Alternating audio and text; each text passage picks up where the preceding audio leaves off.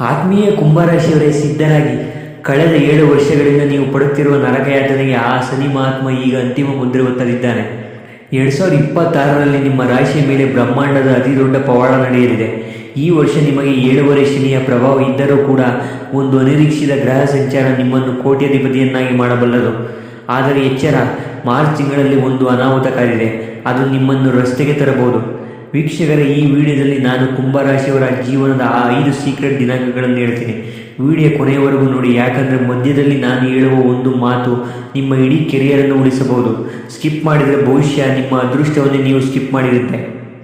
ವೀಕ್ಷಕರಿನ್ನು ಕುಂಭರಾಶಿಯವರೆಂದರೆ ಗಾಳಿ ತತ್ವದವರು.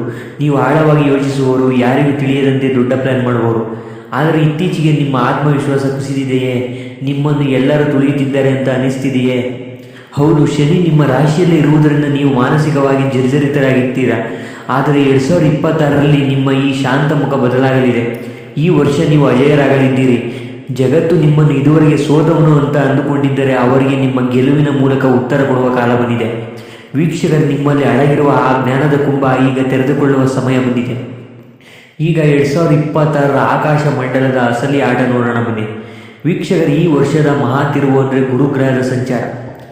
ಜೂನ್ವರೆಗೆ ಗುರು ನಿಮ್ಮ 5ನೇ ಮನೆಯಲ್ಲಿದ್ದು ನಿಮ್ಮ ಬುದ್ಧಿವಂತಿಕೆಯನ್ನು ಹೆಚ್ಚಿಸುತ್ತಾರೆ.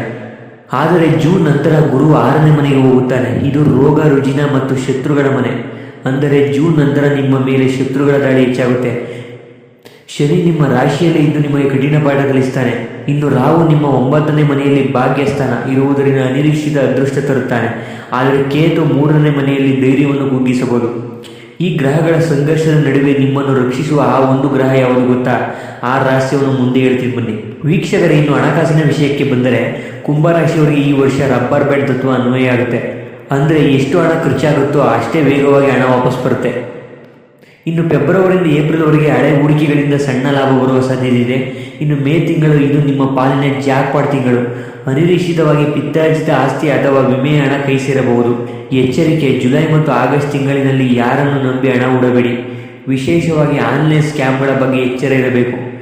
ಆತ್ಮೀಯ ಕುಂಭರಾಶಿಯವರೇ, ನೀವು ಈ ವರ್ಷ ಚಿನ್ನದ ಮೇಲೆ ಹೂಡಿಕೆ ಮಾಡಿದರೆ ಅದು ನಿಮ್ಮ ಭವಿಷ್ಯವನ್ನು ಬರೆಯಲಿದೆ. ಸಾಲ ತೀರಿಸಲು ಈ ವರ್ಷ ಅತ್ಯುತ್ತಮ ವರ್ಷ.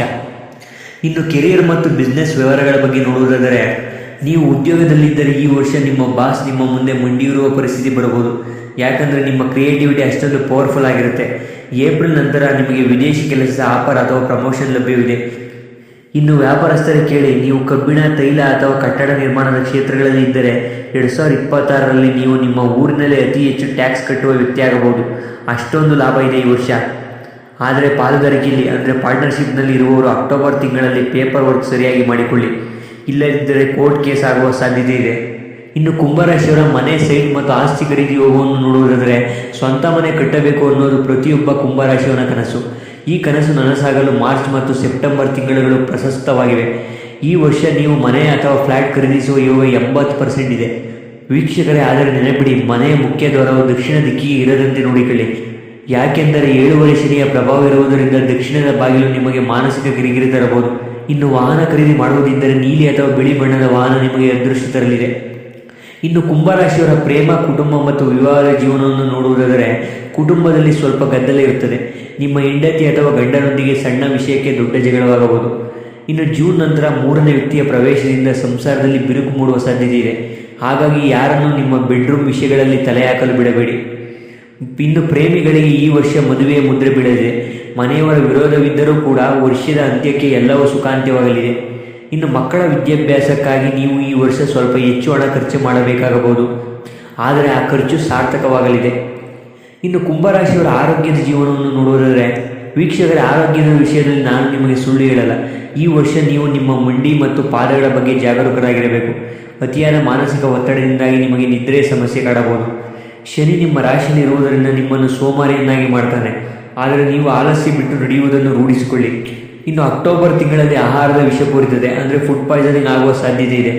ಹೊರಗಿನ ಊಟವನ್ನು ಸ್ವಲ್ಪ ಕಡಿಮೆ ಮಾಡಿದರೆ ಒಳ್ಳೆಯದು ಈ ವರ್ಷ. ವೀಕ್ಷಕರೇ, ಆತ್ಮೀಯ ಕುಂಭರಾಶಿಯವರ ಇಷ್ಟೆಲ್ಲ ಸಮಸ್ಯೆಗಳ ನಡುವೆ ನೀವು ರಾಜರಾಗಿ ಬಾಳಬೇಕೆಂದಿದ್ದರೆ ಈ ಬ್ರಹ್ಮ ಪರಿಹಾರ ಮಾಡಿ. ಪ್ರತಿ ಶನಿವಾರ ಸಂಜೆ ಅಶ್ವತ್ಥ ಮರದ ಕೆಳಗೆ ಸಾಸಿವೆ ಎಣ್ಣೆಯ ದೀಪ ಹಚ್ಚಿ 7 ಪ್ರದಕ್ಷಿಣೆ ಹಾಕಿ. ಇನ್ನು ಕಪ್ಪು ನಾಯಿಗೆ ಪ್ರತಿದಿನ ಒಂದು ರೊಟ್ಟಿ ಅಥವಾ ಬಿಸ್ಕತ್ ನೀಡಿ. ಇದು ಶನಿದೇವನ ಕೋಪವನ್ನು ತಣ್ಣಗಾಗಿಸುತ್ತದೆ. ಹಾಗೆ ಪ್ರತಿ ಬುಧವಾರ ಗಣಪತಿಗೆ ಗರಿಕೆ ಹುಲ್ಲನ್ನು ಸಮರ್ಪಿಸಿ. ಇದರಿಂದ ಗುರುವಿನ ದೋಷ ನಿವಾರಣೆಯಾಗುತ್ತದೆ. ವೀಕ್ಷಕರೇ, ಕೊನೆಯದಾಗಿ ಒಂದು ಮಾತು. ನಿಮ್ಮ ಅದೃಷ್ಟದ ಸಂಖ್ಯೆ 8 ಮತ್ತು 5. ನಿಮ್ಮ ಅದೃಷ್ಟದ ಬಣ್ಣ ನೀಲಿ. ಈ ವರ್ಷ ನೀವು ಹನುಮಾನ್ ಚಾಲಿಸವನ್ನು ಓದೋದನ್ನು ಅಭ್ಯಾಸ ಮಾಡಿಕೊಂಡರೆ ನಿಮ್ಮನ್ನು ಸೋಲಿಸುವ ಶಕ್ತಿ ಯಾರಿಗೂ ಇರಲ್ಲ.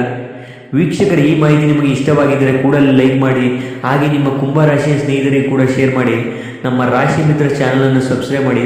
ನಿಮ್ಮ ಜೀವನದ ಸಮಸ್ಯೆ ಏನು ಅಂತ ಕಮೆಂಟ್ ಮಾಡಿ. ನಾನು ಖಂಡಿತ ಉತ್ತರಿಸುತ್ತೇನೆ. ಧನ್ಯವಾದಗಳು.